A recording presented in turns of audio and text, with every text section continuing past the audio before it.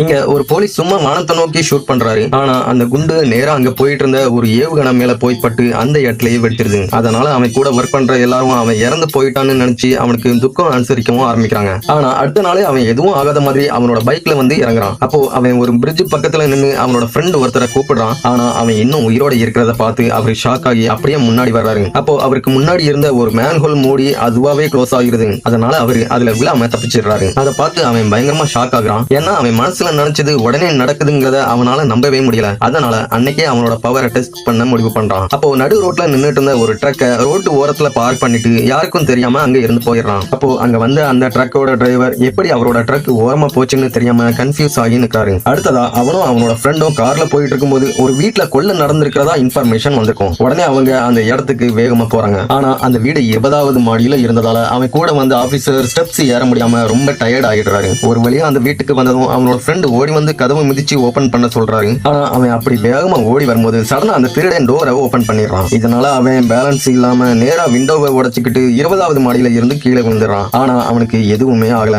அப்போ அந்த கொள்ளக்காரங்க தனியா மாட்டுன அவனோட ஃப்ரெண்ட சுத்தி வளைச்சிடுறாங்க. ஆனா கொஞ்ச நேரத்துல அவன் வேகமா ஸ்டெப்ஸ் வழியா 20வது மாடிக்கு ஓடி வந்து அந்த திருடங்களை அடிச்சு அவனோட ஃப்ரெண்ட காப்பாத்திடுறான். ஆனா அவனை உயிரோட பார்த்த அந்த ஆபீசர் இன்னும் அதிகமா ஷாக் ஆகுறாரு. அப்போ அவன் கீழே இருந்த கன்ஸ்ட்ரக்ஷன் பிளாட்ஃபார்ம் தான் அவனோட உயிரை சேவ் பண்ணிச்சுன்னு போய் சொல்லி அவனுக்கு இருக்கிற சூப்பர் பவரை அவர்கிட்ட சொல்லாம மறைச்சிடுறான். அடுத்த நாள் அவன் கார்ல போயிட்டு இருக்கும்போது ஒரு சூப்பர் மார்க்கெட்ல கொள்ளை அடிக்கிற கும்பல் புகுந்த விஷயம் கேள்விப்பட்டு வேகமா அங்க வர்றான். அப்போ அங்க நின்ன ஒரு திருடன் அவனை ஷூட் பண்றதுக்குள்ள சடனா அவனோட பவரை யூஸ் பண்ணி அந்த திருடனை ஒரு டாலியில விழ வச்சு அங்க இருந்து அனுப்பி வச்சிடறான். அடுத்ததா இன்னொரு திருடன் அங்க ஓடி வந்து அவனை நோக்கி ஷூட் பண்றான். ஆனா அவன் மேல எந்த குண்டுமே படல. கடைசியா வந்த குண்டை அவனோட வாயாலேயே பிடிச்சிடறான். இதை பார்த்து அந்த திருடன் பயந்து போய் பயங்கர ஷாக் ஆகுறான். கொஞ்ச நேரத்துல மத்த போலீஸும் அங்க வந்து அந்த திருடங்க எல்லாரையும் அரெஸ்ட் பண்ணிடுறாங்க. அடுத்த நாள் அவனோட பவரை காமிக்கிறதுக்காக அவனோட மேலதிகாரி ஆபீஸ்ல இருந்த விண்டோ வழியா கீழே குதிச்சிடுறான். அதை பார்த்து அவனோட மேலதிகாரியும் அவனோட ஃப்ரெண்டும் பயங்கரமா ஷாக் ஆகுறாங்க. ஆனா இந்த டைம் அவனோட பவர் அவனுக்கே தெரியாம ஆல்ரெடி போயிருந்திருக்கும். இதனால கீழே இருந்த ஒரு கார்ல போய் விழுந்ததால அவனோட பாடியில இருந்த எலும்புகள் எல்லாம் உடைஞ்சு போயிருது. கடைசியில மத்த ஆபீசர்ஸ் எல்லாரும் ஓடி வந்து அவனை ரெஸ்கியூ பண்ணி ஹாஸ்பிட்டல்ல அட்மிட் பண்ணி மாவு கட்டம் போட்டு விட்டுறாங்க.